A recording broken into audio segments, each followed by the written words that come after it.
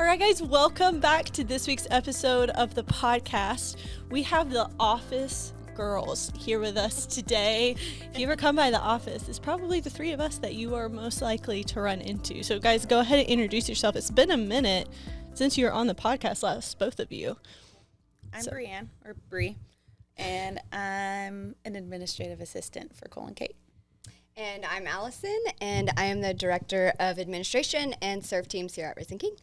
So you probably get a lot of emails from both of them. Yes. If you are in home groups or if you're on serve teams, then you're going to be hearing a lot from these ladies. So they're the best. Well, we are in our Like Jesus series still, which I was saying this last week when we had the Katanas on here, but this has been like one of my favorite series that we've gone through. It feels so recentering and challenging to really hold our standard up to how Jesus is doing stuff. And this week was Be Holy Like Jesus is Holy, which is a tall order. That's a hefty subject. But it was great. It was one of my favorite Sundays when Cole and Caitlin preached together, and it was one of those special Sundays. So first off, just some hot takes. What was the main things that kind of stood out to you guys from the message? One of the things for me, and this was just kind of like a little thing, but it really stuck out to me, was when, I don't remember if it was Cole or Kate that talked about it, but they talked about how in order to change your taste buds, you have to change what you eat. Yeah. And I don't know, I just kind of like chewed on that all the last few days and was just like, that's so true. Like, so often you think like, I can just stop doing this, or, you know, I can like this or do this, but you actually have to change what you eat. And as you do that, so as you change what you watch or change what you engage in, what you listen to, your taste buds will actually become more hungry for that thing. It's so true. And so that really stuck with me. It's so good. It also, like, Allison would definitely know this because if you met Allison, she's like the crunchiest, cleanest, most non-toxin person you'll meet. But like even different times, like I grew up in the South, where none of the clean eating exists in my personal experience. And moving to California, it's like culture shock, avocado on everything and everything's green and it's just different. And at first you're like, I'm craving like the sugar and the grease and all the stuff that I grew up on. Something fried, that sweet tea with fried pickles. Yes. Cheese curds. 100%. I'm like, what is that? I'm like, give me that. Yeah, that's what I grew up on. Pop-Tarts. I grew up on all of the stuff. But like when you actually get removed from it and you start to eat the good things and you start to change your diet, it's so crazy because at first you really want those things, but then like a few months in, you're like, oh, a Pop-Tart? You're like, that's not even something that you crave or want anymore. Yeah. And it is the same with our spiritual disciplines. Like at first it can be hard because you're like, oh, this is what I'm used to. This is what has always sounded good or tasted good to me. But when we actually make that conscious choice to change and start changing our diet, that is actually what you'll start to crave every day. And I think that is such a good picture for us. It makes it so applicable. What about you, Bree? What stood out to me is it kind of felt like calling out, but when he was talking about like what intoxicates your mentality or something like that. Yes. I think he only mentioned it in the first service actually, but he mentioned something about it can even look like checking out. And I feel like in our culture, checking out is just so accepted that it's normal, or you should do it at the end of a work day, or you're tired, or you're, overwhelmed or whatever. It's okay to just check out and just be like it's totally okay. And I even got home, I think it was Monday night, literally the day after he said this, and I was like really stressed out and really overwhelmed. And my husband is like playing video games and he's like, why don't you just go check out in the bedroom? And I was like, no, I'm trying not to check out. I'm trying to stay present. I'm trying to stay present. I'm trying to push into the Lord instead of check out when I'm overwhelmed. It's like we can tend to just think, because it's so culturally accepted now. That's true. That it's okay to just go do that, check out on your phone, check out on the TV, or check out in whatever, instead of just turning to him if I'm like overwhelmed or I'm tired, even just like talking to him. Like, I'm tired. I need you to fill me up. I Yes. need your wisdom. I need your words instead of my words of overwhelm and stress and anxiety or whatever it is. So that stood out to me. That's so good because, like, I think that is, I mean, like, check out or zone out or, you know, you get home, you're like, oh, I just need to, like, scroll for a bit or I just need to, like, be on my phone or disassociate, whatever your choice language is. But really, and I've been challenging myself, and I didn't hear him say that because I wasn't in the first service, so I didn't hear that. That's so good. Yeah. But I've been challenging myself in that too, because my takeaway was similar. It's kind of the same, that same question, the what is mentally intoxicating you? And the reason he was saying it like that is like, what are you feasting on that isn't from the Lord, that isn't bringing you closer to him? It's creating distance. And for me, I think in this season of my life, like there's a lot of new and a lot of transition. And I've always been like I'll just go pray about it person. But in this season, I'm like, ChatGPT, Google this, Google that. Like, it's like definitely more, I've had like an increase of worry, an increase of anxiety in this season. And something that I started to realize is like I'm just going to come home and just scroll on my phone for a little bit. That is only going to make it worse. Yeah. Like the scrolling or the just zoning out to be in your own thoughts without inviting the Lord into that space is often where we see spirals, where we see anxiety rise up, where we start to feast more on the worry. What if this happens? What if that happens? Where when I actually will pause, because I'm starting to catch myself in that space, and pause. And if I look to the Lord, how quick peace will come into that space, especially if there's something I've been worrying about. Yeah. If I actually am like, oh, man, like, what do you think about this? And he's like, that's going to be fine. And I'm like, man, I just been like 2 hours freaking out for no reason. Yeah.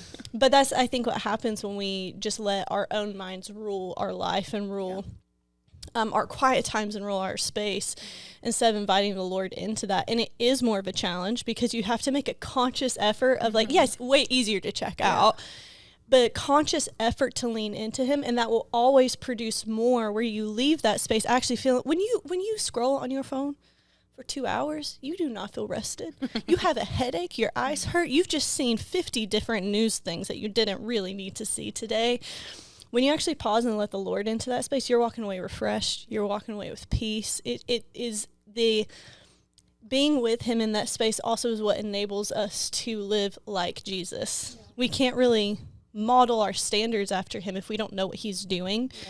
And we can only really do that when we're focused on him and present on him and engaging in him. So I think that is so good. That actually reminds me of one of the other things they said which was don't be casually entertained by the other kingdom. Yeah.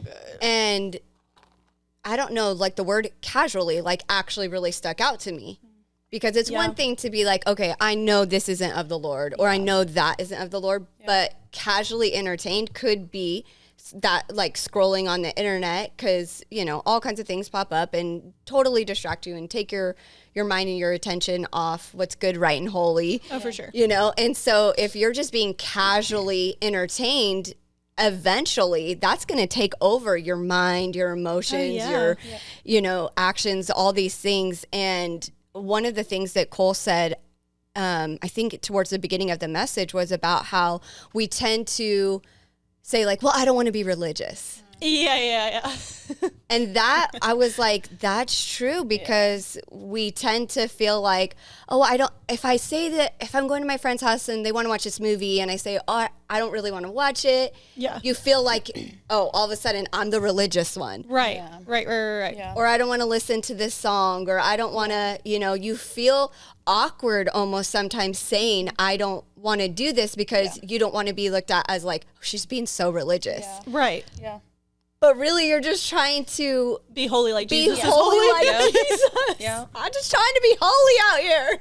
Well, I think I heard it from like Stephanie Gretzinger a long time ago. It was like, and he almost kind of said it in second service. It was like the more intimate and the closer you are and the better understanding you have in your relationship with the Lord, the smaller your world gets. Yeah. Because it's like you begin to like say no to all these things and seeing the world and all these things and how it affects your spirit and how it can dampen even just hearing him.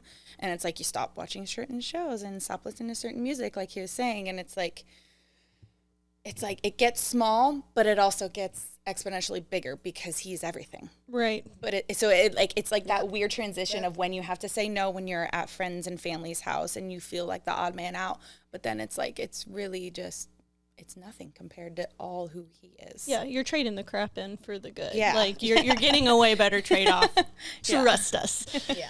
But it's so true. I think it's the pendulum swing in our culture of like going from, I think a lot of us grew up, if you've kind of grown up in the church, it swung a lot more on the legalism side. Yeah. 10, 20 years ago. And now it's just like the pendulum swing of like, Grace, I don't want to be legalistic. Yeah. But then with that, it's like, well, don't lower your standards. Exactly. You know, you can still have, it's not legalistic to have standards. It's not legalistic to strive to be holy. It's not legalistic to strive to be like Jesus. Yeah. And the thing is it actually says we should look different than the world. We should look different than what culture is saying or culture is doing. And so I think it's a great challenge for us, all of it, honestly, like to not check out when that's the norm, to not engage in certain things or watch those shows when that's the norm. Like, I think it's such a good challenge for us, whether you're brand new to this thing and you're like, all of this is new information to me, all of this is challenging. Like, I have a lot of room to grow in all this because I didn't know that this was something that I could be doing or should be doing. Or if you've been in the church for 40 years, this is a great challenge for us also, is like people who have known the Lord for a long time. Sometimes it's easy to kind of get lulled into a sense of complacency, or even when you are doing those things or you are engaging in those things, it can almost get easy to feel numb to it. Mm-hmm. Like the first time you do it, maybe you're like, ugh, but then after that, you're like, it's just a show. Yeah. Like, it's just this one thing. It's okay. And you kind of get numb to it. And I think it's a great challenge for us to become aware of that and going, have I gotten numb in some things that I shouldn't be numb in? Some things that should really be making me pause. Have I convinced myself? Yeah, have I convinced myself? It's okay. Yeah. I'm pretty sure it's okay. Yeah. I think it's a good, what I really liked about the message too is if you want to go back and watch, if you're watching this, you're probably already on YouTube, so you can just pop on over to our live section. And something I love is he and Caitlin both throughout the message were posing reflection questions. Yeah. And I think that I think this is really what this week has been. It sounds like for all of us is we all walked away like, dang. Yeah. Reflecting on things and letting that actually bleed into our week. I think something that we often say is we don't want a Sunday to just stay on a Sunday. We want this to actually impact our walk with the Lord, actually impact how we engage with others, impact our week. And so going into our week, actually continuing to reflect on that, you know, in the moment when you go home and you're stressed out, to like actually pause and reflect, I'm actually going to make the conscious effort to not check out right now, but to press into the Lord. And to make those conscious choices, I think, is a great challenge for us today. So if you're in that space, I encourage you, go back and listen to the message. There's going to be, I think, 3 reflection questions. We'll also pop it in the weekly email this week for you guys to look at and just kind of marinate on. Let it challenge you. You know, we all heard the same message, and it sounds like we all had kind of 3 different challenges and takeaways from it. So see what pops up to you, what you're feeling challenged in this week, and you can drop it in the comments below too if you're like, it was this for me this week. You know, we just shared ours. Feel free to share yours. Well, guys, I think we're going to wrap it up here. We have a really exciting Sunday. Not only if you are watching this on Wednesday, if you're watching this on a different week, sorry, it's over. But this Sunday is Sunday Social. It's going to be so much fun. We're actually having a home group rush. So if you're interested in getting plugged into a home group, now is your time. You can go and meet the open home group hosts this Sunday. So make sure you're there. It's going to be after the second service. There's going to be food trucks, dirty sodas. That does not mean alcohol. Don't you worry. It's just soda with more sugar and more syrups in it. So that's fun. Make sure that the kids are running around real good. It's going to be a great time. Don't miss it. We'll see you Sunday. Have a great rest of your week. Bye.